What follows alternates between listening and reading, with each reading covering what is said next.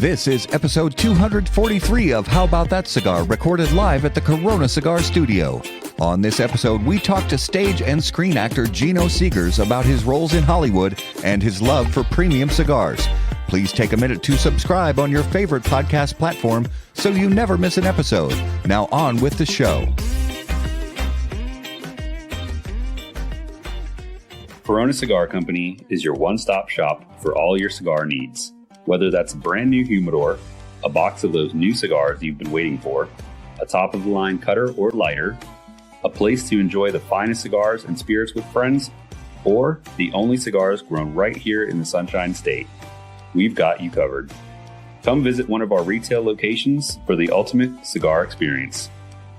Visit us online at coronacigar.com. How about that cigar? How about that cigar? Ladies and gentlemen, welcome to the Corona Cigar Studios for episode 243 of How About That Cigar Live. Thank you so much for joining us live on Facebook, live on YouTube, and those of you listening after the fact on the audio podcast. Guys, thank you so much for making How About That Cigar a part of your regular audio podcast rotation. So grateful for you guys spending your Monday evening with us. Yes. Welcome to the show. How you doing? I'm hanging in there. I'm hanging in there, keeping my head above water, as they say. It seems like it's been months since we've seen each other. Yeah, we only skipped 1 week, but it does feel like it's been a month since we've done a show. I got to be honest, I missed you guys. I don't like those long breaks. Do you feel like we're missing a third leg? I think we're missing the most important part of the team right now. Cigar? And that no, we got cigars. But Justy, it's our illustrious producer. What? Where is he? Is he here today? You guys talking about me? I think so. I think we're talking about me? How you doing? How you doing? How you doing? Hey, Tony, get this guy a beer. I get going. Put him in the bathroom. Throw some cement boots on him. Throw him in the river or something, okay? All right, so let's talk. The sports. NFL draft is done. How did your team do? My Jets did what they were supposed to. They got a lineman. Okay. My Packers did what they were supposed to do. They got defensive backs, offensive line, and linebackers. So I'm happy about that. Out of the neutral team, the Vikings. Vikings I got think they had one of the best draft. quarterbacks in the draft, Yep. J.J. McCarthy. And they had one of the best defensive ends. Yeah. Right? Or is it defensive lineman? I think Vikings like that. Who's checking it? Some defensive somebody. Yeah. Or something. If anybody knows, put it in the comments. And speaking of comments, join us in the comments. Let us know what you're smoking and drinking, as always. Sports. Twins. So 2 weeks. We haven't had a show for 2 weeks. And for a few weeks we were saying how much the Twins were terrible. And then the Minnesota Twins, went on a 12-game winning streak. What? A 12 got but here's the There's always an asterisk with the Twins. There just can't be that and just what is they it? played the White Sox 10 times. So the Twins went on a 12-game winning streak, and that was against the White Sox, one of the worst teams in baseball, followed by the Angels, the worst team in baseball, followed again by the White Sox, one of the worst teams. So basically we won 12 games against the two worst teams in baseball. Yep.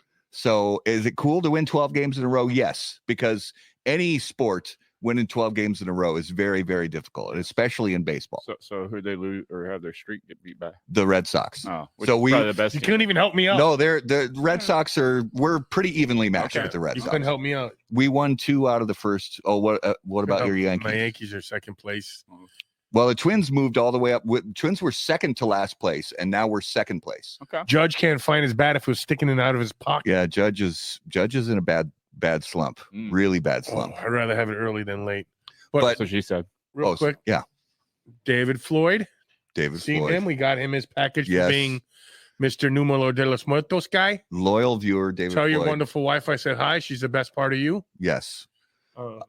So really great news in the world of Minnesota sports. The Timberwolves. The Timberwolves are killing it. So they made it to the playoffs. Whoa. They destroyed the Suns. Swept them in the first round. Now, I did a lot of looking. Yeah. I did a lot of research on this. As far as I could find, this is the first time in history that a professional Minnesota sports team swept a multi-game playoff series ever. And you didn't think they had a chance, Wow. Matt. I mean, they just and then they Then they you know beat the then Mavs. they go to Denver, It's a Denver. Yeah, the Nuggets, and I was like, okay, the Nuggets, they beat them in the playoffs last year. Yeah. And they won game 1, and Whoa. game 2 is coming up in about 20 minutes. It's Yeah. the start of game 2. They're on fire. So they have a chance. Anthony Dude, Edwards, the Ant-Man is the shit. he's ridiculous. Is that new kid? The new, yeah, he's That's like 22 years The old. next He's LeBron or absolute Jordan? No, phenom. No. Whoa! Okay. No, not He can't talk sports no more. Oh, okay. not the next LeBron, the Okay. next Jordan. Next Jordan. Yeah, Jordan. if he was MJ. if he was the next Yeah. LeBron, he'd spend all his time whining and And flopping, flopping like and fucking fish. Well, I got one of them right, so I'm 50%. Yeah, you're right. Let's go. so yeah, that's a really bright spot with Minnesota sports. Hopefully they can win, because if they can win game 2 and come back and win games 3 and 4 in Minnesota and not only have another sweep, but have that win I'm greedy. I want the sweep. to win that final that 4th game in Minnesota, that would be pretty awesome. Yeah. So you're saying there's a chance. There's definitely And a chance. honestly, out of the West, I think whichever team wins between us and Denver is going to the championship game. I agree because when you look at Dallas and who's the other team from the West, my brain's a little fried, but then you make it to the finals, most likely it's going to be the Celtics, and the Celtics are, oh my gosh, the Celtics are way good. Whoa. The Knickerbockers they're going to give them a run for the money. Uh-huh. Yeah, sure they will. So, listen, what are you drinking? Well, that's you just drinking? it. That's just it. We don't know what I'm drinking because this is this Spirit? evening's Spirit of Mystery. Mr. Now tell me, just don't tell our viewers rather what this beverage is all about. It is a tequila, and it looks pretty pissy. Looks pretty light. It's a looks like a reposado tequila. And reposado, then the A word too. Añejo. Añejo. Yeah. And who's the Spirit of Mystery sponsored by? So the Spirit of Mystery is sponsored by our friends at Postania Cigars. Do you find yourself unsatisfied with the top 10 list from How About That Cigar? Are you wondering how cigars from Postania didn't make the HBTC list, but found their way onto other lists? Fortunately, you can be reminded every week with this Postania Cigars advertisement. Postania Cigars, the #1 unranked cigar in the industry. All right, so tequila. Tequila. I- It's Cinco de Mayo. It's the month of May. Cinco de Mayo was yesterday. I'm not so we discussed this a little before the show. I'm not a big tequila drinker. My experience of drinking tequila straight is like back in college, doing shots of Jose Cuervo. So just sipping on a really high quality tequila is something I really don't have experience with. Well, So welcome to tequila. So the aroma, it's citrusy, and kind of earthy, kind of funky, but not in a bad way. I mean, it's like tequila has an unmistakable aroma to it. It's just like that agave sweetness and little citrus, a little funk. Here's a little taste. Here we go. So back when I used to drink 20-something years ago, tequila was my drink of choice. Hey, that's really nice. What were you drinking? Like Padron or Don Julio 1942? When I used to go to Jimmy's, they put the Jose there, spin the cap, and leave it. They leave the bottle. Jose 1800? Ooh, yikes. Woo! No, This- Patron was a. Honestly, this tequila is really nice. It's got a nice sweetness to it. It doesn't taste like it's high proof. It tastes like, around that average 80 proof. But it's got nice sweetness to it. There's not a lot of bite or harshness or anything like that. So when I went and picked up the 4 bottles for you to try this month, Sorry. I asked them all for sipping ones. Oh, yeah. Sipping, not mixing, sitting back and sipping. And Nice. average price was somewhere between $40 and $60. Okay. Nice. Well, I'm going to keep taking a little taste of this throughout the show. We'll reveal what the Spirit of Mystery is later on. So stay tuned for that. But you know what, guys? I think we have a show tonight. We have a show tonight, and Yeah. what a show we have, guys. What an awesome special guest. A We are- Hollywood star? We're insanely excited Lucky. about this one. So, as you guys know, on How About That Cigar Live special guests brought to us by Drew Estate. Following the resounding success of Blackened Cigars M81 Maduro, Drew Estate announced the new Blackened S84 Shade to Black. Wrapped in a luxurious Connecticut Ecuador cover leaf, the experience of this expression is distinctly different from the original M81 Maduro while still retaining its foundational qualities due to the Connecticut broadleaf Maduro binder and finally filler leaves from Pennsylvania and Nicaragua. Presented in elegantly designed 20-count boxes, Blackened S84 Shade to Black by Drew Estate is available in Robusto, Toro, Corona Doble, and Corona. For more information, please visit drewestate.com. All right, ladies and gentlemen, if you would please put your hands together, help us out. Welcome to episode 234 of How About That Cigar Live. Geno Segers, brother, welcome to the show. Hey, how you guys doing? Wonderful. We are fantastic, brother. It is great to have you on with us. No, that's great, bro. It's great to be here. Yeah. Great to be here. Really excited, man. It's my first cigar sort of interview. Oh, I love Yeah? it. I love it. Yeah, very first. Very first. We're happy to pop that cherry. Oh, yeah.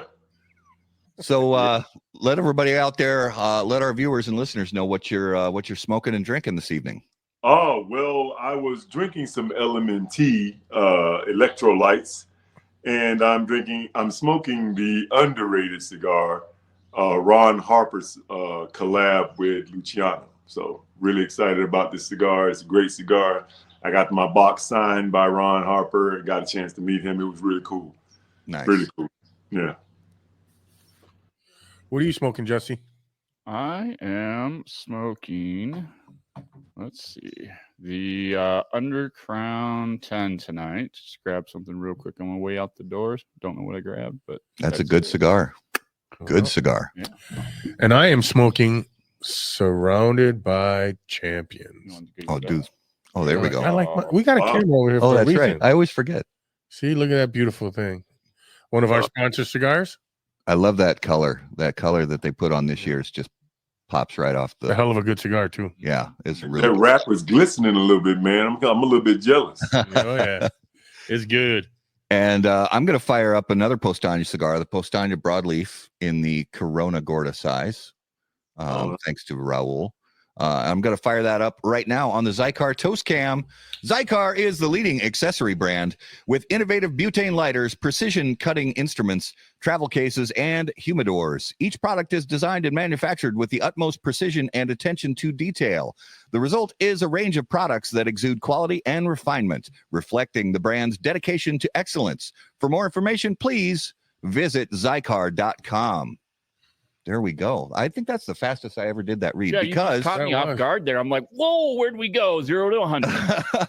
well, honestly, I wanted to get through that read quick because Geno's on the show and I want to talk to Geno. I don't want to do ad reads. I want to talk to Geno. We don't want to pay the bills. Oh, man. That's a big pedestal you'd be putting on there, Geno. I know, man. I'm telling you, man, it's called Business Show for a reason. You know what I mean? Yeah, I see what you did there. Show. Ain't no show without business, man. Gotta keep those bills paid. Sure. Absolutely.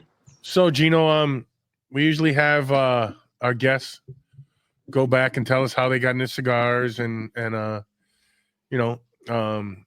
what's your daily smoke and all that kind of fun stuff. Well, to be honest with you, my last name being Segers, I would get teased about my last name, Geno Cigars. Oh yeah. Oh. And so at certain family reunions, my older uncles would pass a little cigar around for all the kids and tell us to spit on all those people that talk junk about your name. So take a puff, and so I mean, even as a little kid, I was puffing on a cigar, reluctantly puffing on a cigar. But I do a lot of different things for health reasons, right? And so I was talking to some friends of mine in LA, and they were suggesting that I try, vegetarian on the way to veganism. So I went straight vegan, like I'm a 2 feet kind of guy. I don't jump in and dip my toe. I jump in with both feet, right? So from one day to the next, I went complete vegan, just cold turkey, stopped eating meat, stopped eating all animal products, right? And I think that change in my diet sort of gave me a heightened sense of taste. Okay. Right. And I was walking down Ventura, and I said to the guy, I said, I smelt this smell. And like I was telling my buddy, I said, man, what is that smell? He's like, man, I don't know. It stinks. I was like, no, you don't smell that? And he's like, no, what are you talking about? So I walked into this place and I said, hey, man, what is that smell? He says, cigars? I was like, bro, you got to give me one, bro. You got to give me one. So he's like, well, what do you like to smoke? I said, man, I don't know.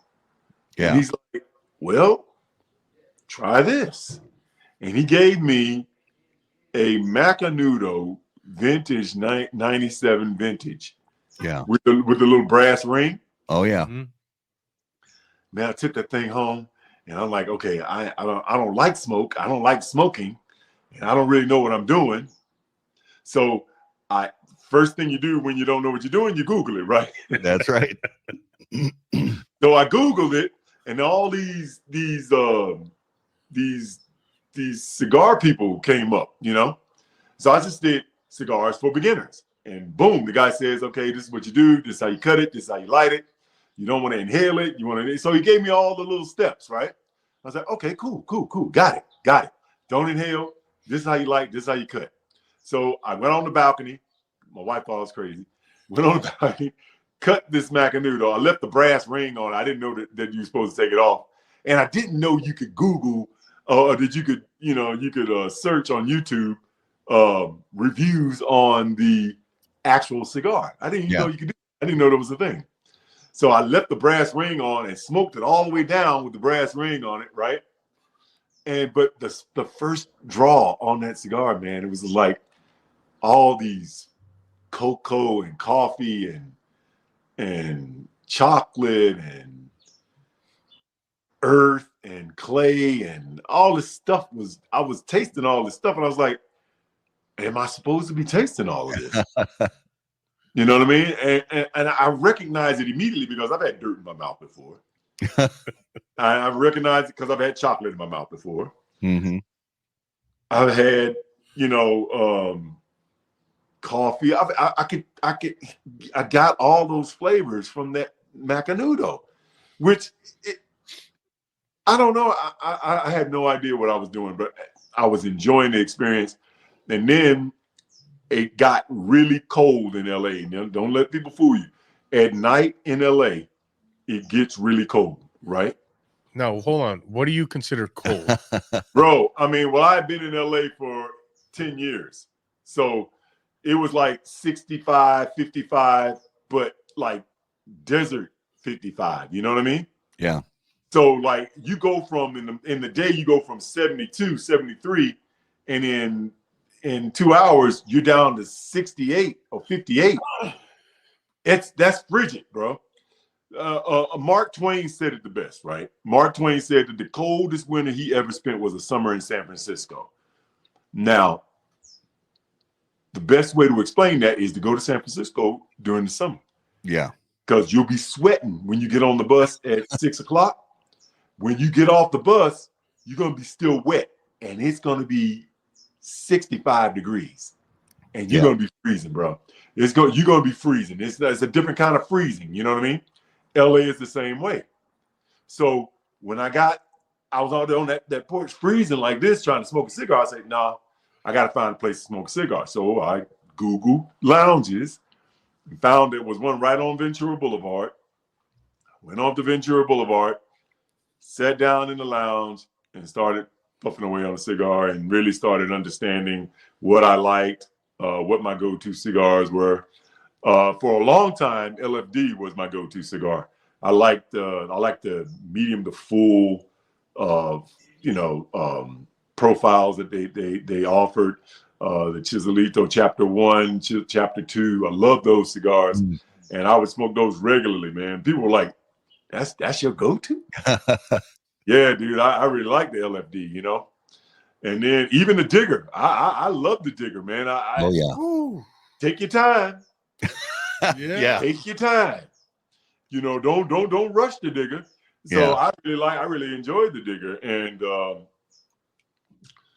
but then I started experimenting with different cigars and really getting into Arturo Fuente and really experimenting with just trying different ones, you know, Ashton, Yeah. sun grown, broadleaf, Oliva, Melania. Really like the Melania. I think the Melania is kind of it can be a little overrated sometimes. I mean, Oliva can be a little overrated to me, but my favorite, to be quite honest, is the G series. I love the G. Oh, I love those. The Oliva G. That's the best. That's to me is as good as the Melania to me. I think it's than still their best cigar. The Oliva G Robusto size, I think it's still their best cigar. It's hard to beat, right? Yeah. It's almost like I'm smoking a Lancero in terms of flavor. Ooh, yeah. You know what I mean? It's right there with really good Lanceros. So I really started experimenting around, and then I started getting into Undercrown and Liga, and I'm just, man, it was just as for an everyday stick, it's a great price point. Really good cigars. And then if you want to step it up a little bit and go more celebratory, you can get up into, a more expensive price point and really have a good cigar, really great cigar, man. And in my humble opinion, and I've been around the world, everywhere I go, my wife, who hates cigars, will look up the closest cigar lounge to my hotel or the place where I can buy cigars. She's very supportive of the things that I like. But I smoke cigars all over the world, man. And I got to say, the best domestic market in the world is right here in America. Yeah. Best domestic market. I mean, okay, you got Cubans everywhere else. Mm. Maybe you might have a Davidoff. Maybe you'll have I don't know, Oliva. Yeah. Or something like that. But that's it. That's Right. it. And then the rest is Cuban. Mm-hmm. And I don't know if you guys had a Cuban lately. Mm. It's really Overrated. Really Overrated. Yeah. just okay, man. I mean, Yeah. they're really okay. I mean, they got their own flavor, you know what I mean? Right. And it's very light, very just sweet. You might think you're smoking a deadwood. You know what I mean? You might What'd think you call me? bottom bed, man. It's sweet, it's just light. Yeah. And that Habano wrapper is just, I don't know, man. I don't know. I mean, you can drink a coffee with it real easy, Yeah. Yeah, they don't do a lot for us Cuban cigars. It's just no, dude, they don't. It's not a cigar we reach for on any kind of regular basis at all. Mm. Is there a boutique cigar that sticks out to you? Boutique. Oh yeah. Tabernacle, Oh yeah. bro. Yeah. That David and Goliath. Mm-hmm. That David and Goliath. I wouldn't call them a boutique cigar though. I They're mean, right on. We've had a conversation. They're right in that just above boutique, but not mainstream yet. a lot of people know about them, but yeah, man. I got a buddy named Leif who does a thing called does a line called Cuban Seed. That's pretty good too, because his Cuban Seed has a lot more. They're a lot more robust and a lot more flavorful. Yeah. So he tries to blend the cigars like you would get like a Monte Cristo number 2. He was trying to blend it close using Cuban seeds to grow the tobacco, but I don't know. It's something about the blend that gives it a little more kick. Yeah. So if there was a boutique cigar, I would say that Leif that would be the one. And he only sells them in bundles, so you wouldn't even have a brand name or anything like that. He just sells them in bundles, and they're called Cuban Seed. Well, one of the things I want Raul to talk about is the story of how we met you, Geno, and then kind of lead that into, for any viewers who've been living under a rock, who aren't familiar with your work, Geno, talk a little bit about your career. So Raul, jump in. So we're at a cigar event in Vegas. What the hell was the name of the place? Smoke. SMOK. So we're all sitting around talking, and then Was this before or after Regrettos? It was before, thank God. Okay, good, because we would have been, So I think he's coming out of the humidor, and I see him. I'm like, and then he kind of smiles at me and he shakes his head no, and then I'm like, yeah, you are, and then he speaks, and then he's like, you can't miss that voice. You can't miss that voice. So I was a little starstruck, and then he kind of laughs and blah, blah, blah. And we introduce ourselves. And then afterwards, we kind of scoot over by him and start talking about him and talking to him. Not about him. And it was a blast talking to you. And I'm like, we got to get you on the show. Oh, yeah. I mean, we probably sat there for an hour at least, maybe 2, just talking about life and cigars. And he broke down the islands, the Caribbean islands, and where the natives came from, and my whole stuff. I didn't know about Puerto Rico. I'm like, shit, I'm a bad Puerto Rican. So you're in Minnesota now, baby. You're in Minnesota. I know I've been white nice, but that's a different story. Yeah, you were talking a little bit ago about cold, Geno. Yeah, don't talk to us about cold. You want to smoke a cigar in January when it's -20? Hell yeah, in the garage I do.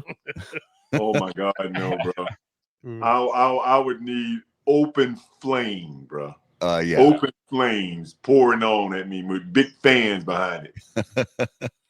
So, Geno, tell us about your first roll, and how you got into business. Yeah. How'd you get in the movie business back in the day? Like, where'd that all start at? And give us a little history. What you been in, man? I heard you been in a couple good shows. Well, to be honest with you, I didn't study acting in college. I didn't study any type of art in college. I majored in engineering, and I gravitated to fluid systems and would design piping systems, pressure systems, gravity fed systems, all types of transferring of fluids, everything from water to peanut butter. And what happened was I got to the end of my football career and thought, man, I'm still really in really good shape. I want to do something with sports, And I was filling out my applications. I got my degree, filling out my applications, and I saw on ESPN in the background that this rugby league tryouts were being held in Lake Placid, New York. So I go to Lake Placid, New York, try out, make the team, go to Sydney, Australia, make a team in Auckland, New Zealand, get picked up by a team in Auckland, New Zealand, go to Auckland, New Zealand, end up getting married in New Zealand years later, living in New Zealand, playing rugby league, getting into full contact wrestling, also doing some cliff diving, then doing some sumo wrestling and doing all different types of sports, right? I was a sports addict.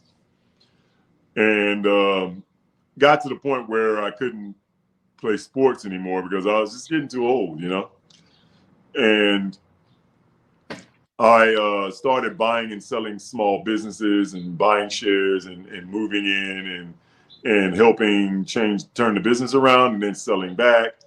And then I started, doing this security business because I would help put a lot of guys to work that were rugby players, big guys, and they were really kind of sort of shy. They're not, they're not like I won't say they're not assertive, but off the rugby field they're a little bit reserved. Gentle giants. Very reserved, very humble in New Zealand. Very humble people in New Zealand, man. And so I wasn't very humble at all. go and ask for the deal and ask for the money if they need it. Look, you need to pay me so that I can, pay my crew and all this sort of stuff. So I sort of got into, the security business. And one of my bouncers said to me, man, you got a cool voice, bro. You should do something with your voice, man. I was like, yeah, be my manager, And a lot of those guys, every day somebody was saying something about my voice, right? Every day somebody was saying, oh, you got a cool voice, say? I'm like, yeah, whatever, be my manager. And I didn't know he had a relative that was in the radio business. And I went down and started doing, radio. The guy said, come down, have a read. And I'm reading this copy, terribly. I'm reading and it's like, if you are tired of partying with the kiddies, come on down to Side Effects on the corner of. He's like, oh, bro, you got a really good voice, but you probably need to go get some acting classes, bro. I was like, but so he pulled me out of the booth, right? Yeah. And he turned on this guy. And I mean, the entire studio walls were vibrating, bro. Mm. And I was like, man, who is that dude? And he laughed at me and said, that's you, bro. Wow.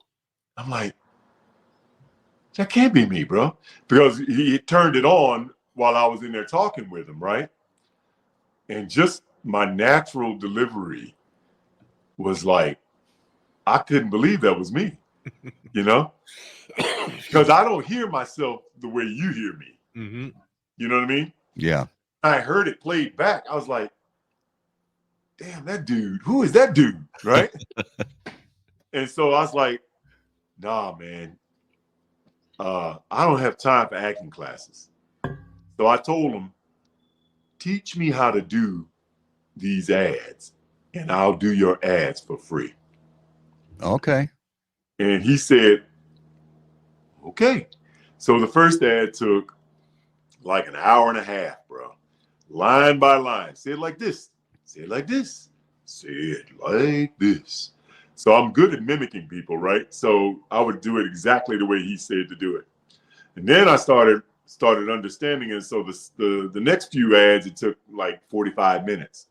A few more ads, I was doing it in 15 minutes. Got to the point where I was doing one take for safety. One take for safety. I was doing 3 ads in 15 minutes, right? Yeah. Then he made the critical mistake of calling me one day and saying, "Oh, Geno, can you come down and have a read, bro? We got some more ads for you, bro." I was like, "Hey, man, I can't make it today, man." "Oh, bro, you got them, man. They're really asking for the American with the deep voice." I'm like, "They're asking for the American with the deep voice?" "Yeah, bro." Now you got to start paying me, bro. Yeah, that's when you start paying. Now it's, I paid you back more than enough, right? Yep. So you got to start paying me now, bro. "Oh, fair enough, bro. Fair enough." And so I really started getting into voiceover. And then that ad, that terrible copy, it went from, if you're tired of partying with the kiddies, come on down the side of it. It turned into that, right? Yeah. I was able to lock in and say, "Oh, this is a party scene. This is a happy scene. This guy's got a lot of energy and he's excited. He wants you to come down and party with them." You know what I mean? And he's selling it to, who is he selling to? Who is the market? You know what I mean? So I started really putting those pieces together. And then I didn't have an agent, right? So I didn't know that the difference between a voiceover agent, a modeling agent, and an acting agent. I just had an agent. Yeah. So I went downtown and talked to this agency and said, "Hey, I'm hoping you guys can give me some representation. I'm the deep voice American on the radio." And they were like, "Oh my God, really?" I was like, "Yeah." So they signed, she wanted me to sign. I was like, "No, we can go deal to deal." She says, "That's fine." So it was a modeling agent. I didn't know that. I didn't know there was a difference, right? Yeah. I'm working with this modeling agency who is trying to get into commercials, Okay. TV commercials, right? Yeah. I was just trying to do the donut of, the donut, coming up next on Disney XD, and then blah, blah, blah, blah, blah, blah, blah, blah, blah, at 8/7 Central on Disney XD, do tags and things like that. I was trying to do that. Yeah. But they were wanting me for on camera. Okay. I wasn't trying to be on camera. I was just trying to do the voiceover. But she was submitting me for on camera gigs. I booked 3 jobs in 6 months. Okay. Unheard of. Unheard of. So the young lady gets headhunted to another company, parallel move, right? So these 2 companies are on the same level. So she gets headhunted from this company, goes to this company. She calls me and says, Geno, I'm moving over to this new company. I want you to come with me. I said, I ain't leaving till I get my last check. Right? So I go in to get my last check. And the lady's there who is taking her place says, you have a beautiful voice. Are you a singer? I was like, no, not really. I sing in the shower with nobody home and in the car with the windows up, but I wouldn't call myself a singer. Says, I think you should go on this audition. I was like, I'm trying to go to the other company with the other girl, right? So I don't want them to know, but I haven't signed anything with them, so I can go anywhere I want to go. Right. So I say,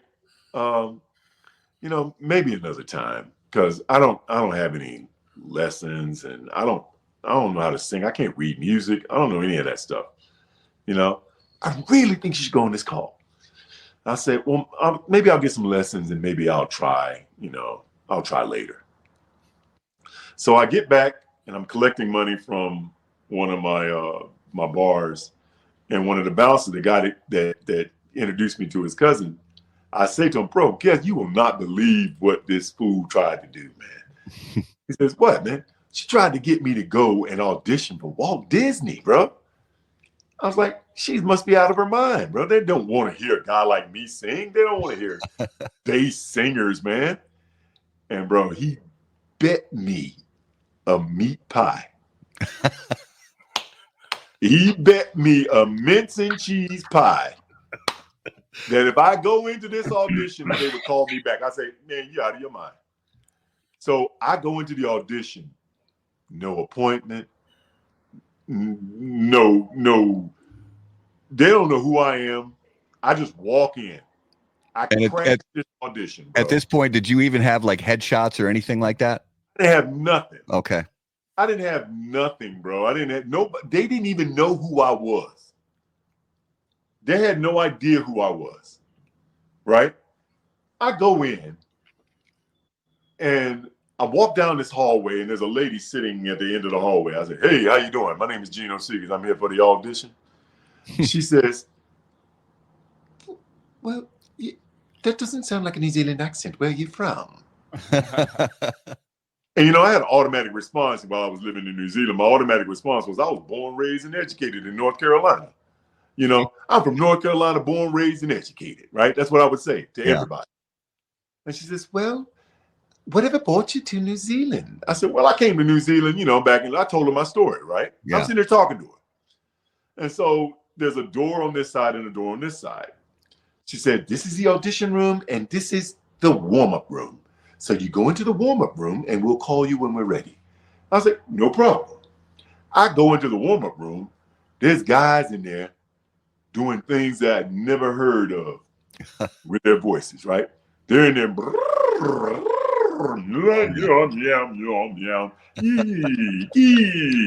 I'm like, bro, what are y'all doing? The lady said this was the warm-up room. Y'all better start warming up. Damn, what are y'all doing, bro?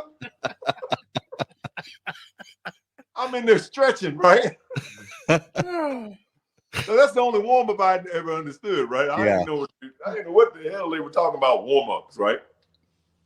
So I'm in there stretching, and the guy goes in and comes back out, and they were all Polynesian, right? So they all thought I was Polynesian, right? And so they were all, so when they go in and come out, they would, they let you know that they're leaving. They'll say, "Oh, see you after." That means like see you later or see you after. I was like, dang, that was quick. Another guy goes in, comes out. Oh, after. It's like, dang, that was fast, right?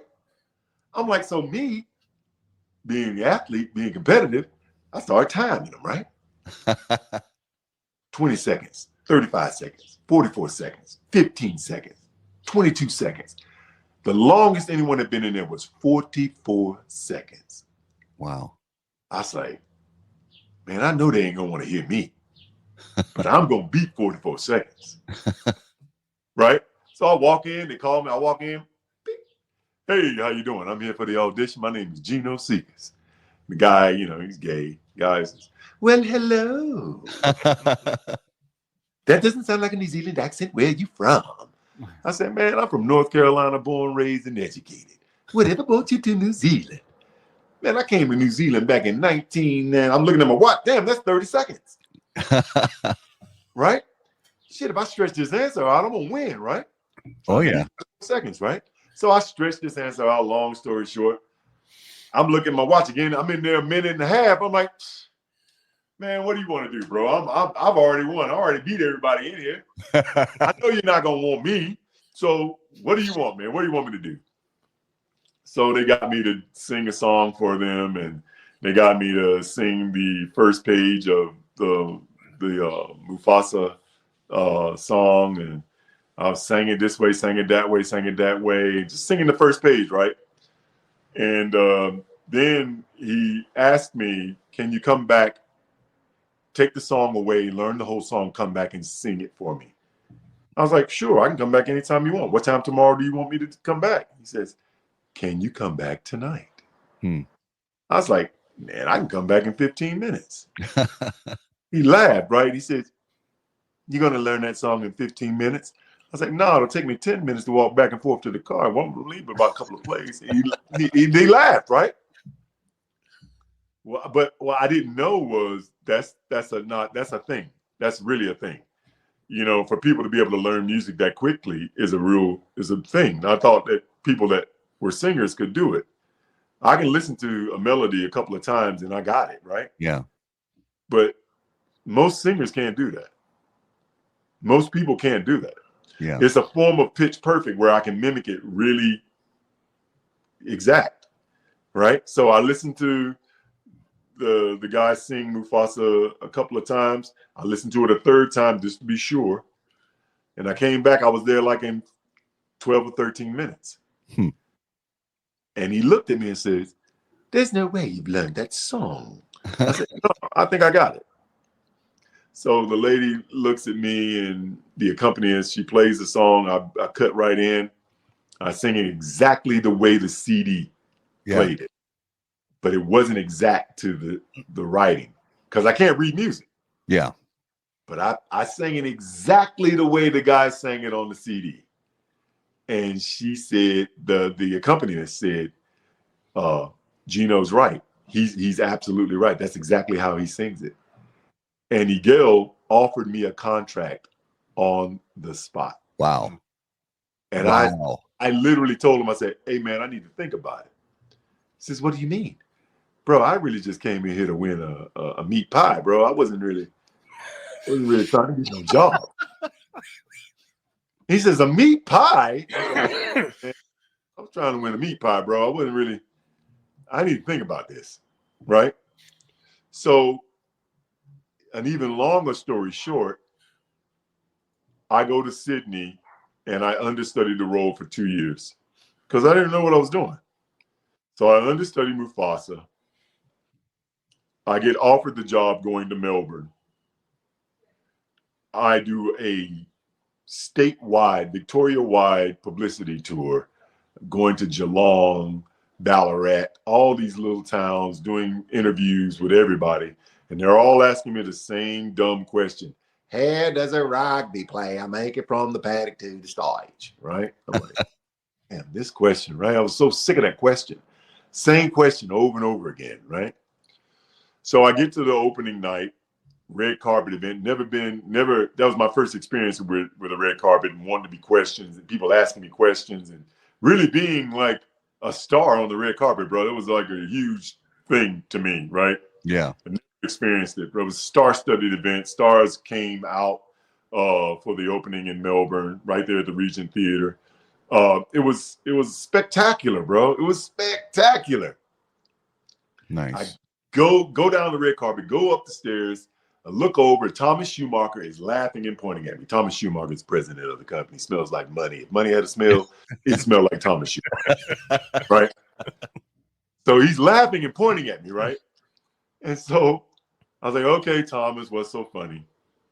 He says, oh my God, Geno. Did Miguel tell you the story? I was like, no, what story, bro? The story about the first day he met Geno Segers. I was like, no, he didn't tell me, Tom.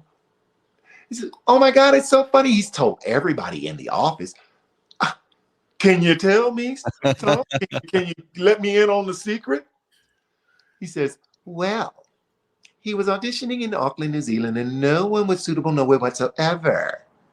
And then he heard this voice in the hall. Not you, not you, not you, not you, not you. Well, hello. I'm like, wait a minute, Thomas. Are you telling me that Miguel was rushing to get to the voice he heard in the hall and I was trying to beat 44 seconds? Why didn't somebody tell me this story, man? Wow. I could have told this story to 1,500 news outlets. But That's a great story. I love it. Bro, it irritates me every time I think about that. 2 years, nobody told me the story. Wow. Oh, man. So over that period of time, and then not long after that, how did you sort of begin the stage where you were taking on roles in film and television? So when The Lion King was ending, I decided that I would go to New York instead of going to LA. Because New York, you could do television and film, and you could also do stage and theater, right? Yeah. So, alas, I was right. They don't want bases. Oh, okay. They really don't want bases. Yeah. There are no leading roles for bases. In fact, Mufasa himself is not a bass. Mufasa is a baritone tenor. Yeah. Now, for whatever reason, I was able to skirt myself up to that optional G. I don't know how, I don't know why, but I was able to fake it. And I faked it for 4.5 years. And so every other role that I was auditioning for, I was going to have to sing A flat. I can't even think that high, bro. So the straw that broke the camel's back for me in Broadway was when I went to the South Pacific, Lincoln Center. I went to South Pacific, and I heard a bass that was so flat that the entire audience cringed. Oh, I hate that. So I called my agent and told her, I said, hey, you call South Pacific Production and tell them you got a bass that speaks the notes that their bass can't sing. Mm-hmm. She says, oh my God, Geno, they really want to know. They want to see you. So I was like, great. Hour later, she calls me back and says, Geno, I sent them your picture and they can't audition you for the role. I was like, what do you mean? That role is a part of the white ensemble. Oh boy. Wow. It's 2009. What are you talking about? Wow. To the detriment of their product. Yeah. I was like, man, F Broadway, bro. Mm-hmm. I'm done with Broadway. So I started really locking myself into productions that I knew I fit in, like Little Shop of Horrors. So I did stages of St. Louis Little Shop of Horrors. And then I went and got and booked Oklahoma City based on stages of St. Louis. There was 6 weeks in between those two dates. So I booked and finished St. Louis, stages of St. Louis. Went back to New York, paid my rent for 3 months. Flew to New Zealand to visit with my son. Put myself on tape for a TV show in LA. Flew back to get ready to go to Oklahoma City. And my phone, I had 30 messages. They wanted to know when was I going to be in LA, and that was for Pair of Kings. I ended up booking Pair of Kings and missing out on Little Shop of Horrors in Oklahoma City and never looked back. So that's really how I got into television. All going back to New Zealand to visit my son. Wow. Yeah. So And then after that, the next role that I booked, I was Mason McCullough in Pair of Kings for 4 years. And then for 2 years, it took me 2 years to book Banshee. that's what I want to talk about. Yeah, it took me 2 years to book Banshee. And they didn't want to see me initially. They didn't want a Disney dad playing the role of Chayton Littlestone. Okay. Yeah. Yeah, it was weird. But then I put something on tape that my manager and I really worked and really sort of locked him in a little bit. Yeah. In terms of giving him something that nobody else could give him. You know what I mean? Because there weren't very many guys in the so-called Native American community that spoke in my register, and there weren't very many guys that were big but not fat,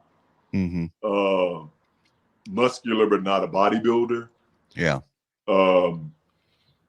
It really worked. It really worked.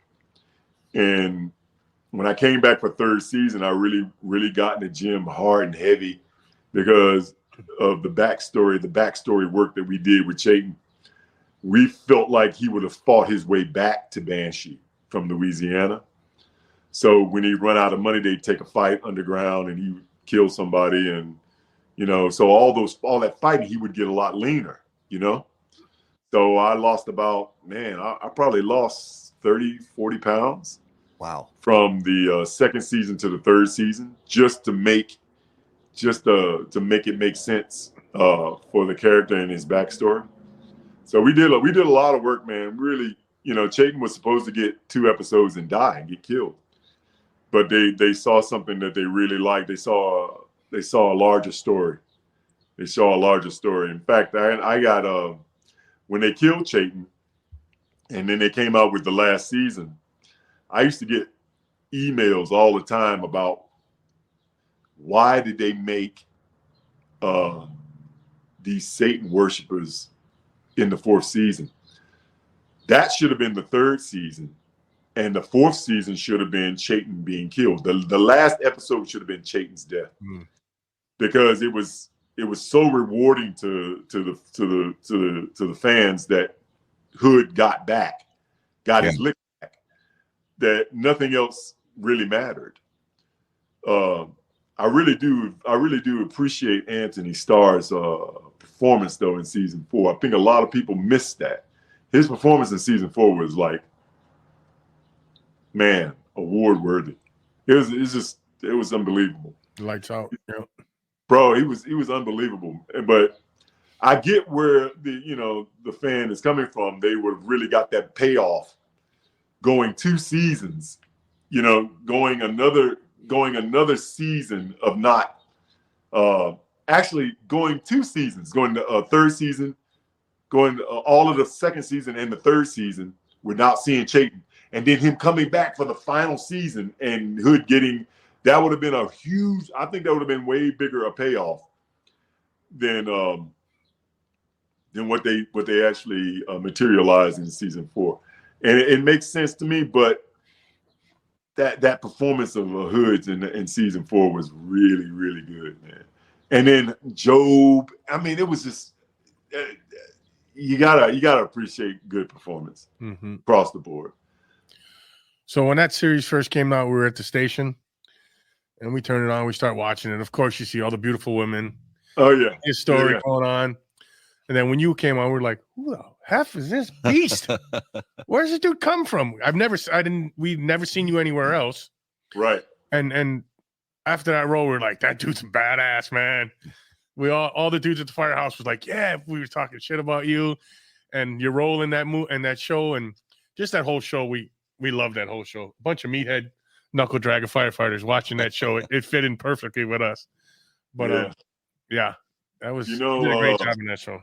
It's crazy, man. There are really no stakes in this business, man. When you're in this business, you got to really understand that. Otherwise, it would frustrate you to no end. I mean, there are no scales, bro. I mean, you'd like to think it's a meritocracy, but it really isn't. Yeah. It really isn't. I mean, not much is anymore. Yeah, dude. I mean, Cinemax hasn't called me back ever. Yeah. Ever, bro.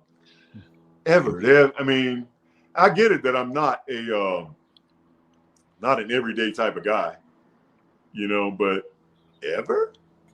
Yeah, it's you made them a lot of money. Yeah, dude. I mean, ever? Like ever. Like, holla at your boy, man. I mean, and I mean, I'm not even, I don't, I shudder to think that I've even had an audition for Cinemax, a Cinemax product. Yeah. I've not even had an audition for a Cinemax product. I mean, they won't even, it's just, you know what I mean? Mm-hmm. It's just hard to believe that I would not even get a look. Yeah. For another antagonist. I don't know. But again, there are no scales, bro. There's no, you do this and then you get this. Then you do this and you get that. No, it doesn't work like that, bro. If you think of that, if you think it's supposed to work like that, you're gonna drive yourself nuts. Drive yourself absolutely crazy. Let's go back to that role. We talked before, and that role was kind of hard for you to get into, right? When we talked about it, talk about having to come out of that role and becoming a normal father again.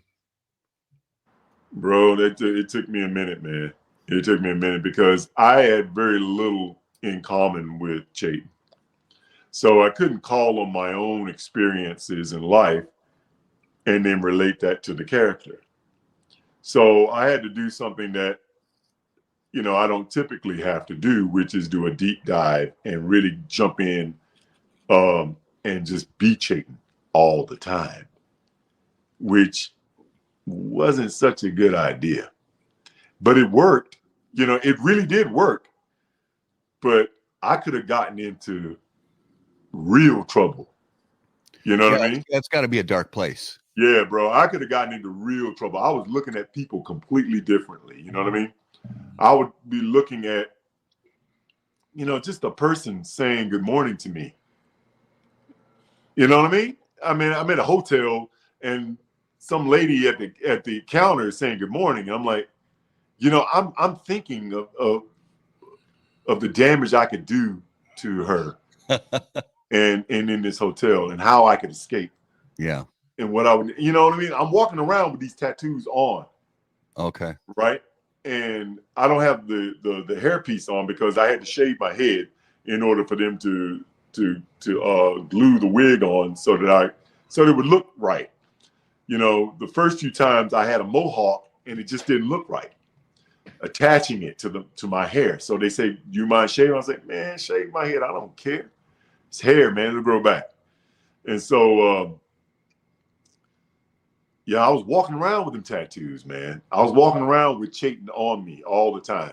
So people were looking at me different automatically. And so I'm carrying this guy with me and I'm just diving in with both feet because, I mean, the backstory that we built for him, he killed, hundreds of people, bro. Yeah. He's psychotic. This guy he's walking around. He's a walking body, bro. He's bodied people. He's got bodies buried everywhere, man.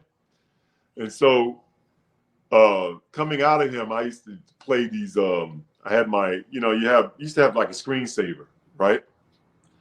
And on my computer, and I would take all my family pictures and put it on my screensaver and it would play back and it would, you know, it would flick over to another picture. It'd be a picture of somebody that's in my family, reminding me. I would just look at it for like hours, bro. Yeah. I was sitting there looking at it for hours, and it took me, you know, a few weeks, bro, just constantly looking at that thing and just really remembering. Oh, yeah, this is who I am. Yeah. So I don't know about anybody else. I have a character graveyard. So I take a piece of the character from wardrobe, or, you know, from props, or from something, you know, a button off of a jacket, or a strip off of a costume, or a piece of the hair. Yeah. And I'll bury that in a character graveyard, so that once that character's buried, never again will I go back and use that character to build another character. Okay. You know, That's cool. and it's a mind game. It's a head game, bro. This whole acting thing is you know, how truthful can you be under these make-believe circumstances? Yeah. How real can you be under these circumstances that aren't real? Right. You know, and so I think a lot of people think, oh, it's, you know, it's just acting. You know what I mean? No. You dig into a lot of places that are very revealing, very kind of like, once you open up that can you get all the worms back in? Yeah. You know. Do you think that was your favorite role in Banshee? No. Okay. No. What was your favorite? Well, my favorite role is always the current role or the last one that I did. Okay. There you go. Yeah. My favorite role right now is Balthazar in Journey to Bethlehem. That was the last role that I did. You know, and that came out this Christmas. And hopefully it'll become a yearly thing where people watch Journey to Bethlehem every year. Yeah. Yeah, it's on Netflix if you guys want to check it out. Yeah, we watched it during Christmas. Okay. Yeah, it's about the birth of Christ and the nativity and all of that. And I got to play one of the wise men. So it's really cool. Yeah. Yeah. What of all the sorry, you jump in first. Tell us about huge hit right now, Yellowstone. Tell us about your role in Yellowstone and the mind of the writer. Yeah. A little bit. Well, you know, Yellowstone is interesting because when I got the call, I had auditioned for the brother that got killed in that one episode. He's the brother, he dies, and Taylor just came right out and said, "Hey man, I really like you. I really like your presence.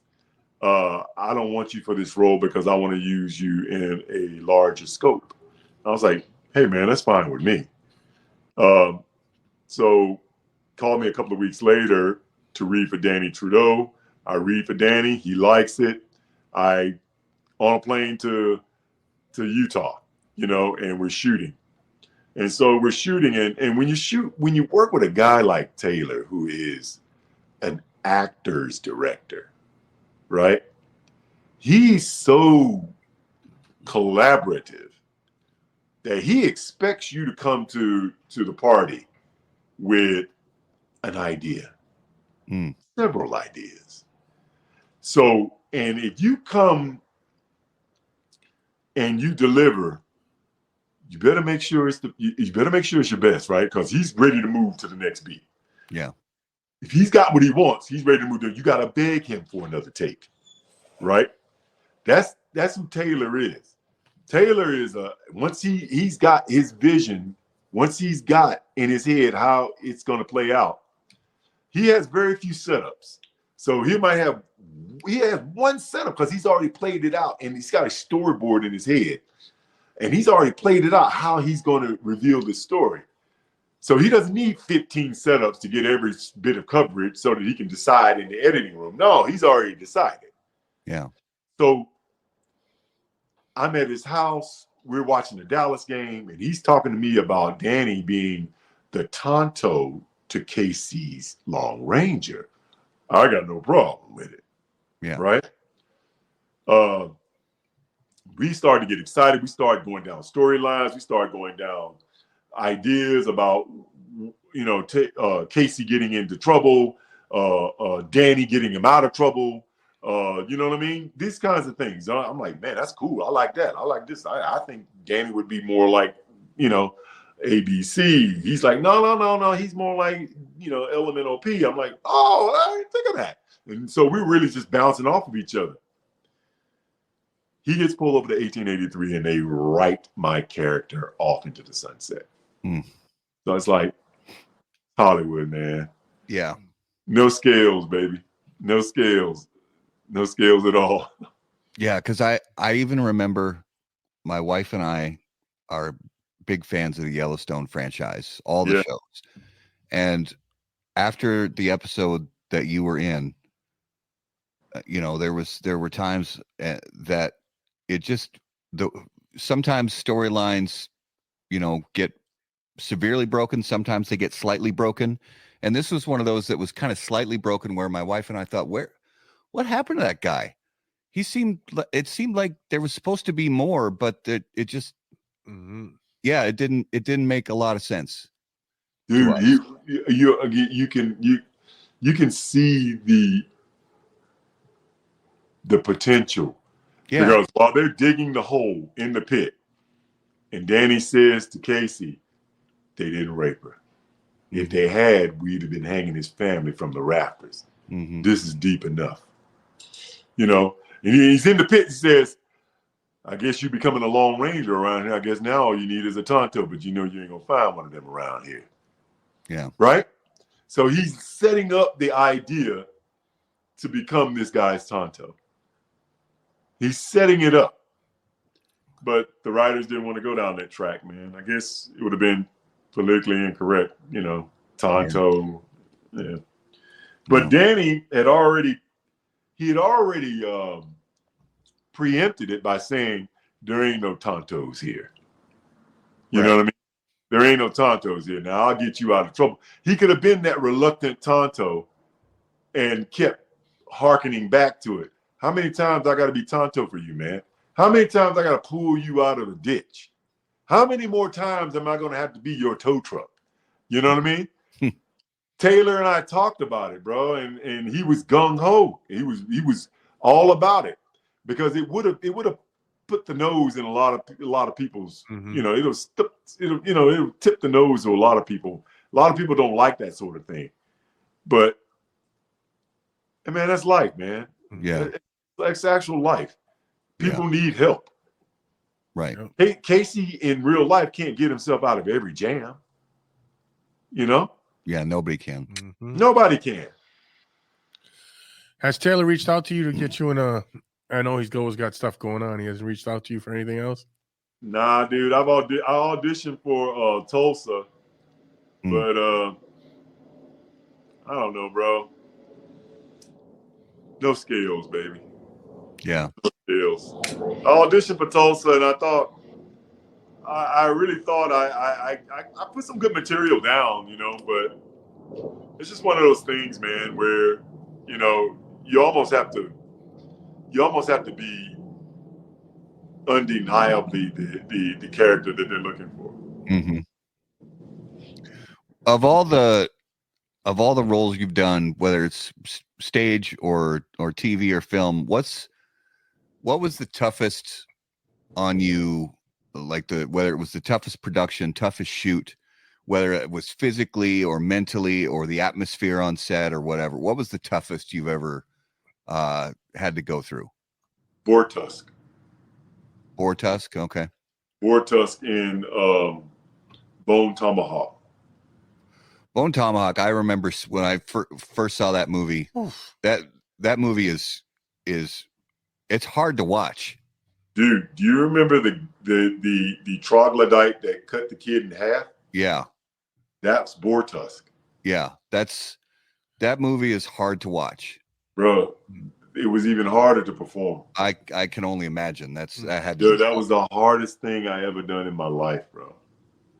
The hardest thing I ever done in my life. I had wet clay pottery paint all over my body, man, head to toe. Oh, At night in the California desert, freezing. yeah. Not only was it wet, it was drying and chipping, so the chips would pinch into my skin. Oh, I was itching, and they was have to constantly reapply it because it was chipping off, so they're reapplying it, bro. It was the hardest thing. It's harder than 3-a-day practice, man. oh. It's harder than 3-a-day practice. Putting on them same dirty pants and with pads and wet pads. It was harder than that, bro. It is the hardest thing I've ever done. Ever. How long was that shoot? All night. Oh, was it like it like weeks or months? No, I want to say I shot for 10 days. 10 days. Okay, man. Bro, it was the hardest thing I have ever done. Well, and it's got to be a different kind of experience where, you know, in that film, you can't rely on dialogue. You had to rely on physicality and absolutely and all that. That's got to be a whole different kind of performance. But the mental gymnastics, bro, of being in such discomfort, yeah, and trying to remain stoic while you're completely freezing. Yeah, your jaw is jaw is moving, and yeah, and it's tight, bro. It's tight on your face, and you're shaking. Yeah, bro. It was the hardest thing I ever done, man. And Kurt, coolest dude ever, bro. Coolest dude ever. Yeah, he seems like I could have a beer with Kurt right now, man. He said interviews I've seen him in, Kurt Russell seems like one of the most down to earth, regular people. Yeah, dude, you want to sit down and have a beer with? I could have a beer with Kurt Russell right now, and it would be like, man, how you been? Kurt, I've been all right, man. Been hanging in there, man. Yeah, that's good, man. That's good, man. And good. Every time we had a break, he said, "Come on, Geno, let's go have a smoke. Let's go." Yeah. I'd be in my little blanket, itching like a bug, right? I'm walking through that itching, you know, and I'll go right there, and you know, we'd be outside. He'd have a cigarette, and I'd have a cigarello, and we just chop it up, man. Good dude, man. Good dude. He's a guy's guy. You know what I mean? Well, that kind of leads me to a question. What's the cigar community like, or the cigar scene like in amongst actors, you know, and it could be cast, it could be crew, could even be part of the theater community. What is there any kind of decent cigar scene among those people? You know, it's a funny thing, man, because you're either in the group of people who are like what I call bona fide cigar smokers, right? Guys who have their go-to stick, guys that can look at your cigar and say, okay, that's a box press Maduro. A guy that knows the difference between a natural and a Habano. Yeah. Guys that understand what a Robusto is or a Petite Corona. They understand cigars, you know what I mean? They understand the language. Then you got showboats, right? They just want to go in and get, you know, Asylum and look like big. They want to get these giant, you know, 70 by 7 cigars and sit around and be Big Willie, you know? Yeah. And you can spot them a mile away. And Hollywood is very much like that. Guys that are just getting into it because they met a producer that really is into cigars. Yeah. And the producer's really like clowning them because they really don't know what they're doing. And it's just, it's ridiculous. But yeah. A lot of guys really do. It's really two groups: the guys that really know what they're doing, and the guys that really don't know what they're doing. But they want to be part of a group, part of a network, part of a way to network and really sort of rub shoulders with, you know, the other guys. Yeah. But it's really strange because when I go to Cigar Lounge and there are very well known producers, very well known actors, we don't really talk about that. Yeah. We don't really talk about work. We talk about sports. Yeah. You know, what you're smoking, you know, what's your go-to, you know, did you see Rocky Patel at that last interview? You know what I mean? We talk about stuff like that, you know? Yeah. We don't really talk about work, you know, unless, yeah, dude, no, we don't really talk about work like that. That's good though. You gotta take a break from talking about. Yeah, dude. I mean, at the end of the day, when I always say that, you know, we could solve the world's ills over a good scotch and a cigar. Mm-hmm. Because all the bullshit is gonna be pushed aside, and we're gonna sit down, we're gonna talk about what you think, and I'm gonna listen, and then I'm gonna talk about what I think, and you're gonna listen. Yeah. Now, we may not agree in the end, but we will have at least heard each other out. That's right. You know what I mean? Yeah. And right now in the world, bro, the world needs a good cigar and a good scotch, bro. Yeah. You know, just sit down, have a cigar, man. Smoke it, talk about it. Be a man. So I want to rewind a little bit because you piqued my curiosity. Who'd you play football for in college and what position? I played for Western Carolina University, and I was a defensive end. Right. Oddly enough, I argue, and it can be debated, that I was the best tight end on our team that never played tight end. Oh, all right. I believe that to this day, and I don't care what anybody says. And for whatever reason, no coach would ever let me even try out for tight end. But I was better at catching. I was better at blocking. I was better at running after with the ball because I was a contact fanatic. None of the tight ends that I played with had that tenacity. Yeah.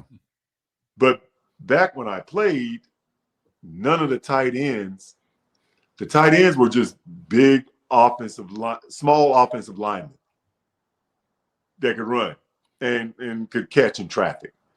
Like, really? That's it?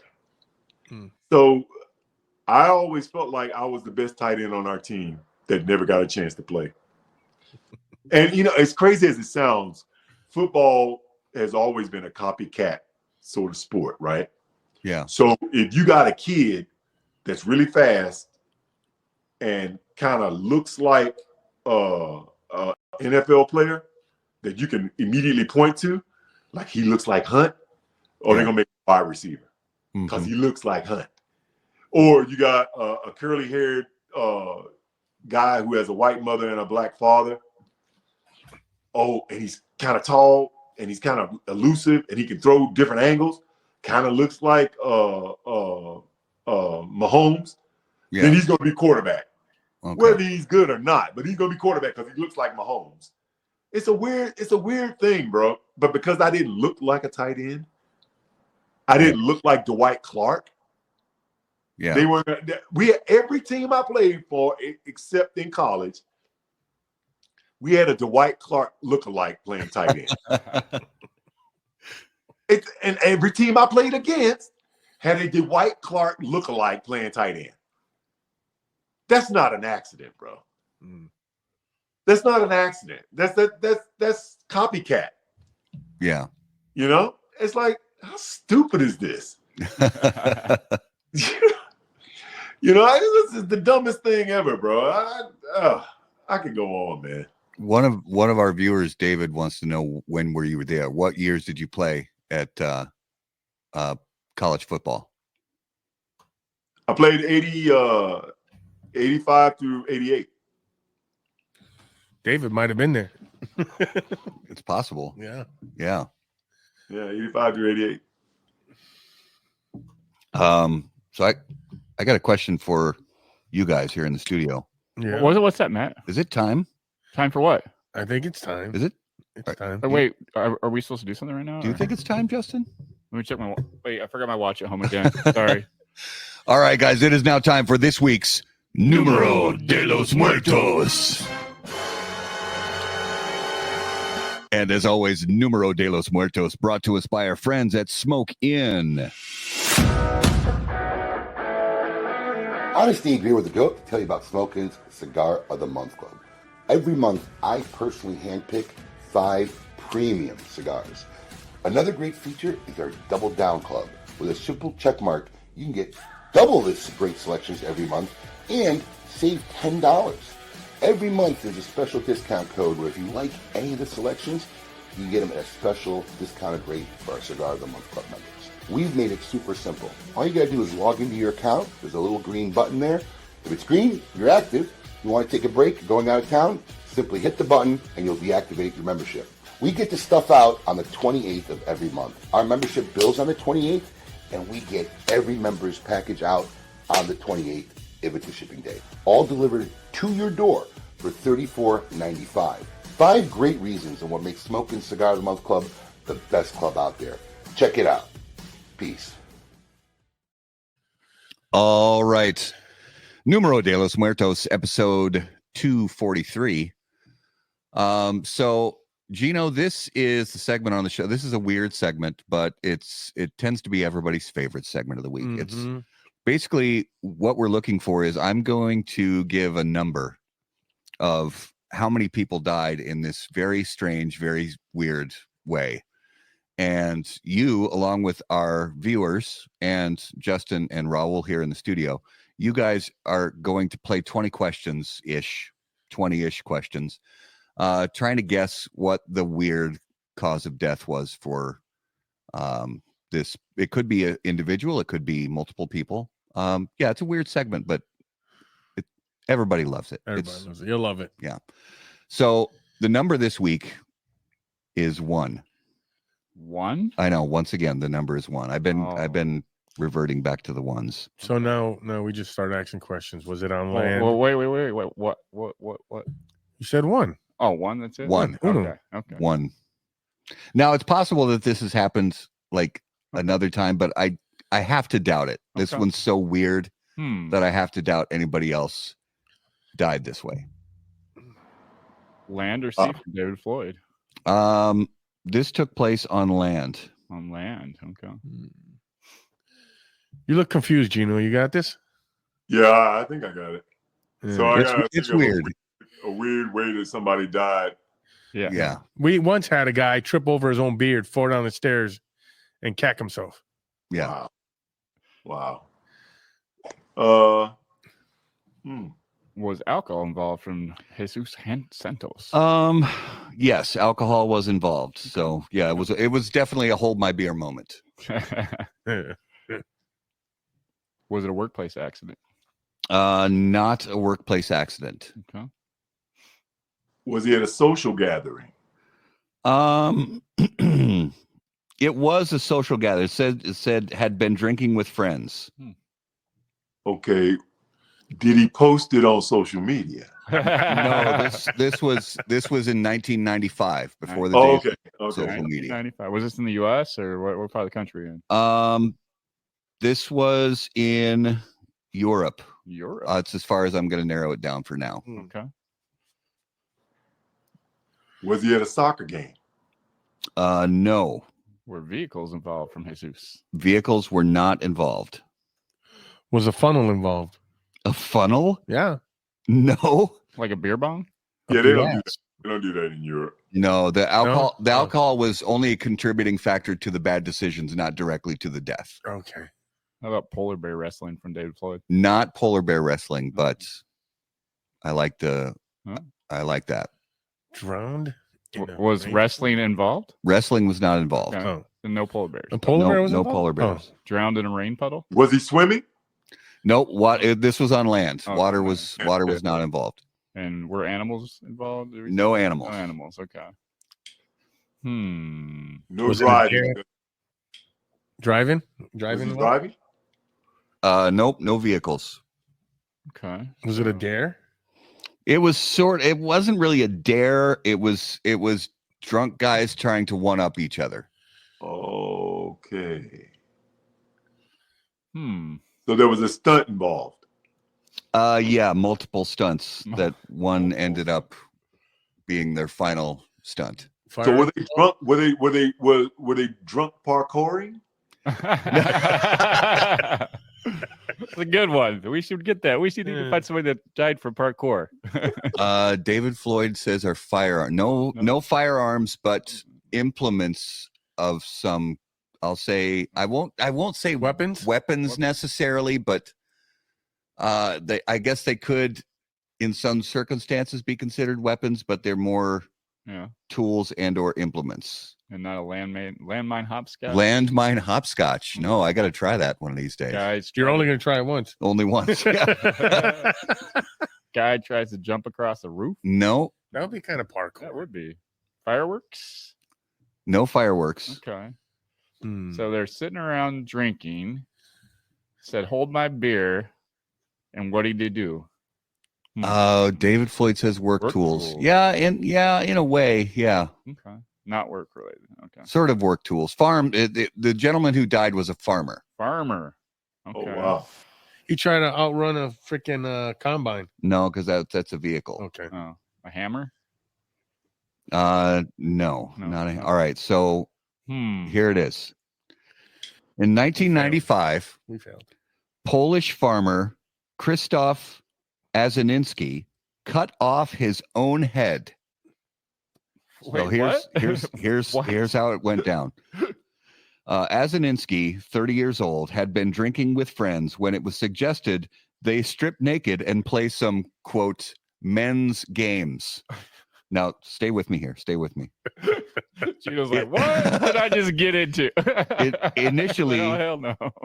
Initially, they hit each other. Now, remember, this was in Poland. So remember, initially, dumb Polacks came from, or what? Initially, they hit each other over the head with frozen turnips. What? But when one man took it to the next level by cutting off the end of his own foot with a chainsaw, Azaninski wanted to one-up his comrade even further.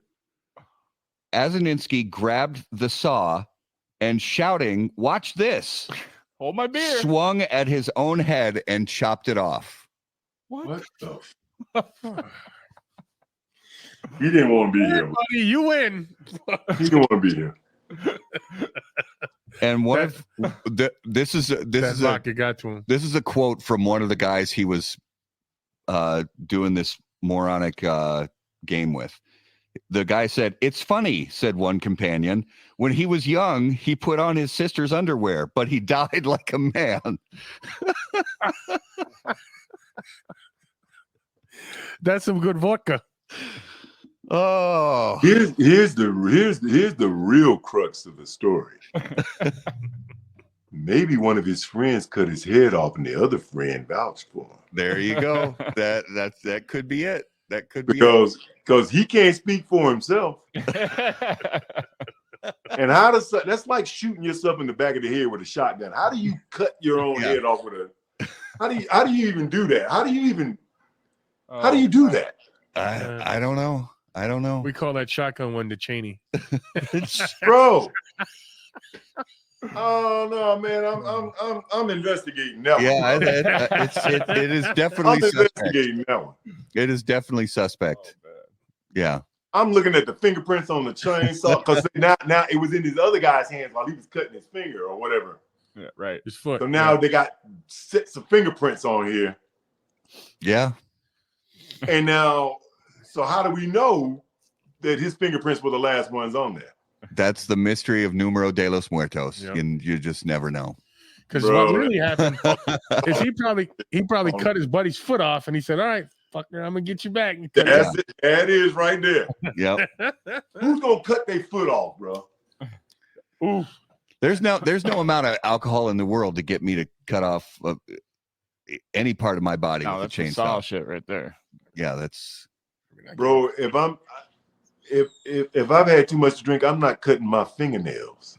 That's right. I'm not cutting nothing. Right. That's right. I got the sense to know not to use sharp tools when I'm damn inebriated. That's right. That's right. Come on, man. So that was this week's Numero de los Muertos.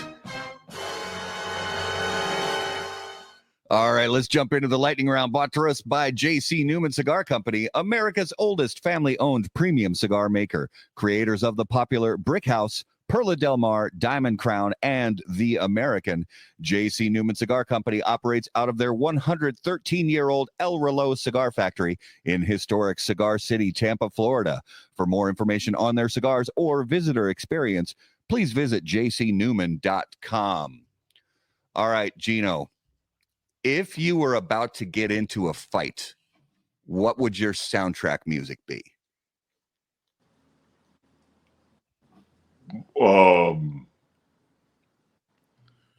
Man,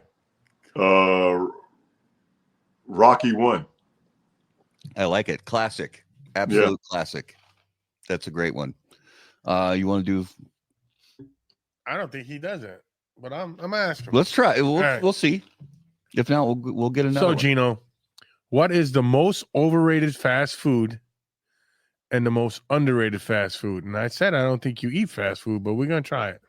When I did eat fast food, I would say that the most overrated would be In-N-Out. We hear that a lot. A lot. A lot. In-N-Out. And what's the most underrated? Chipotle. Okay. You haven't eaten at Chipotle recently, have you? No. Yeah. They've gone downhill. Have they? Yeah, I'm afraid so. They've gone downhill in the last few years since COVID. It's kind Well, of the only place I've ever had Chipotle was in California. Oh, it might be better there. I don't know. Yeah, Chipotle in California pretty good back when I was eating, man. Okay. All right. Quick question. Are you a full-time vegan now? No. I've had to stop, man, because my blood work was going all kinds of haywire. And so I did my blood test and found out I was O positive and I needed to eat meat and vegetables. So Okay. here we are. All right, Justin, hit him with our favorite question. All right, Geno. You ready? Yeah, I'm ready, bro. All right. The zombies are coming.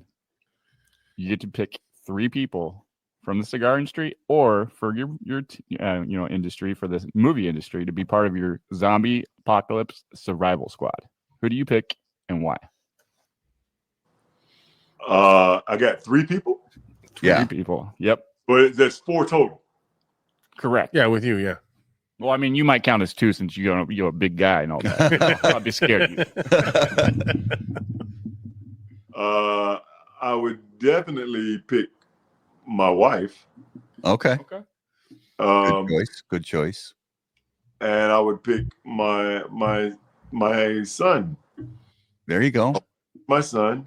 And one other would probably be my best friend, Vance Locklear. Okay. Vance Locklear is very handy. Very handy. That. Yeah, he's very handy. I think me and him could train up my son, and we could protect my wife and our little compound. I love it. Please. I love it. Yeah.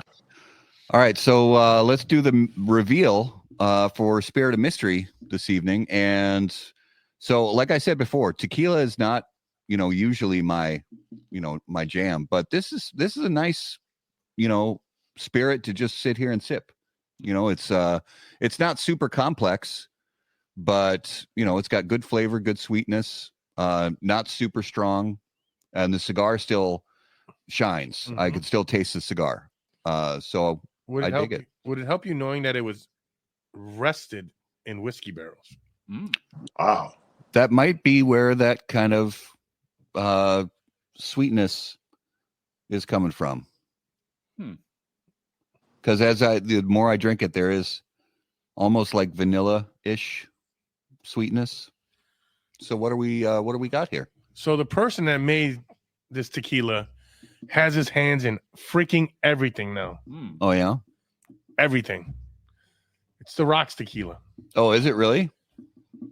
Terramana. Oh, Terramana Añejo small batch tequila. Whiskey barrel rested. Mm-hmm. Nice. Honestly, I gotta say it's good. It's it's a nice, got sweetness, got a little bit of citrusy notes. Yeah. So And it goes, like I said, it goes. This is one of the things for me is it goes well with the cigar. It doesn't overpower the cigar, because sometimes you get a spirit that's just way too heavy. But this one is not. This one goes nicely with the cigar. So there we go. This week's Spirit of Mystery. Let's jump into notable smokables. Brought to us by Don Doroteo Cigars, a brand with both purpose and passion dedicated to creating change from within. By developing their own land, they are able to own the entire process throughout the life cycle of the plant.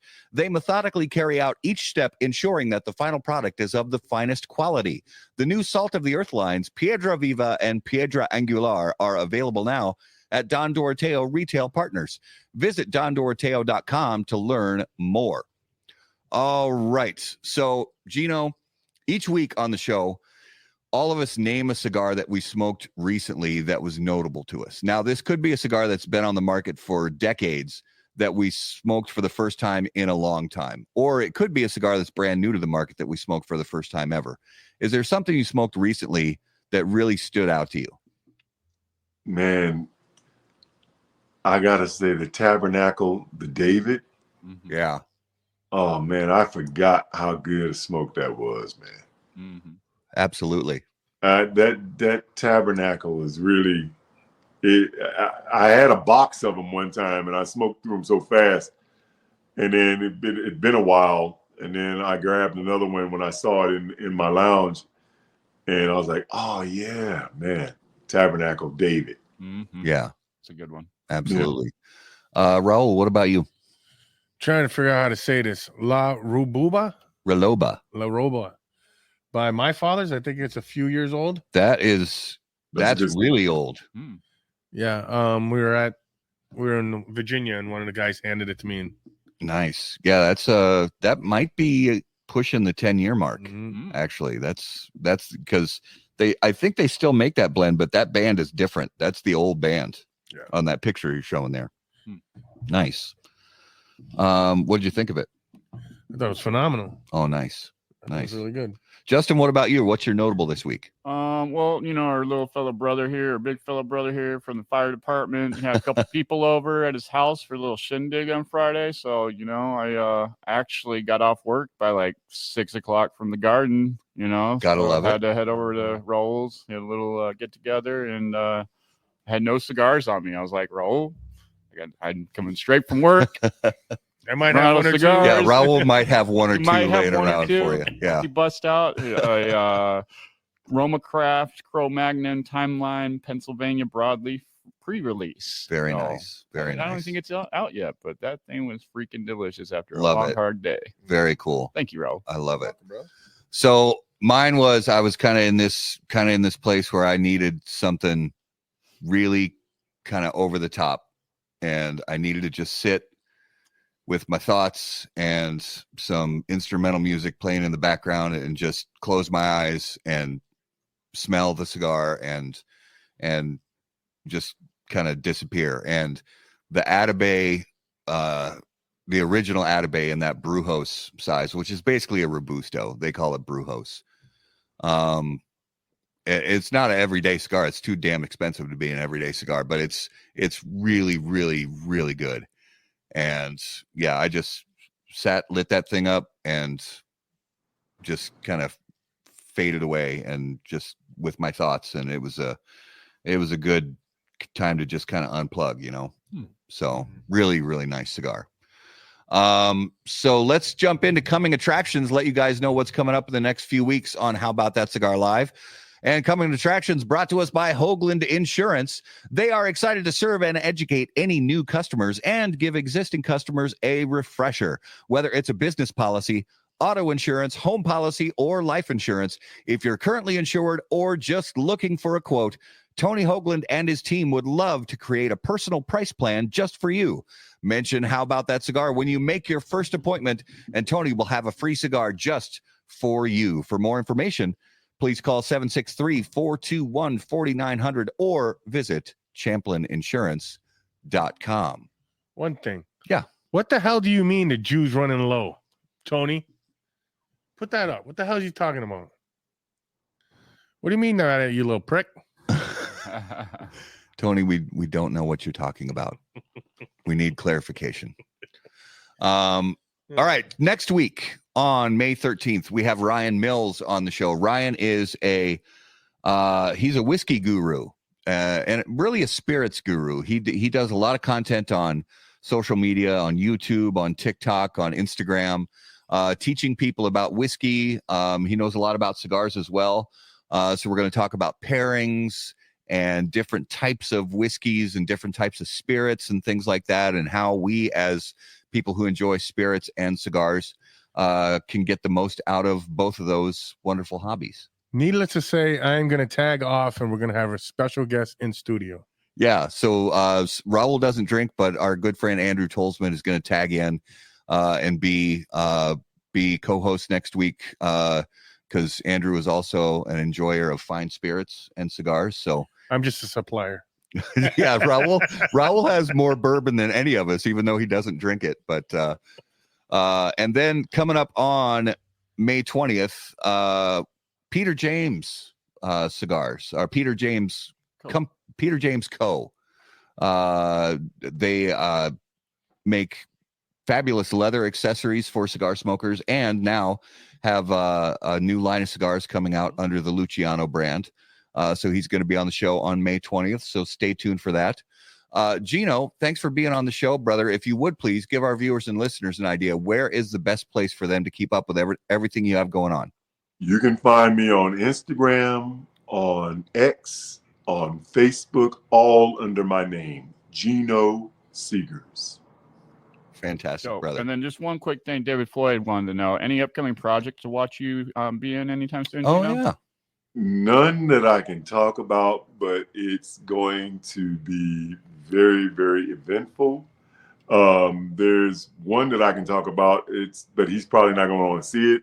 It's a animated feature where I voice several characters. But if he's got young kids, they're going to love it. It's called Thelma the Unicorn, and it's on Netflix. Nice. There's also another Netflix project, again, that I can't speak about right now, but it is going to be super, super, super big. And yeah, I'm looking forward to that coming out mid-November. Nice. Love it. That's fantastic. Brother, thank you so much. We had a blast talking to you tonight, man. Thank you so much. Pleasure was mine, fellas. Thanks, brother. All right, viewers and listeners, guys, thank you so much for being the best part of How About That Cigar Live.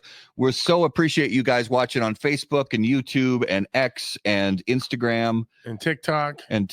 and all the places that you watch us. Be sure to continue watching us, subscribe, click on all of the buttons, all the subscribe buttons, the like buttons. You'll continue to see our PCA trade show coverage come out. Everything is out there on the website if you want to watch it. And I'm slowly starting to put that stuff up on TikTok as well. So if you guys have any questions, you can email us on the website, howaboutthatcigar.com. Be sure to follow us on all your favorite social media platforms at HBT Cigar. And of course, until we see you guys next time, burn cigars, Not bridges. Thanks, guys.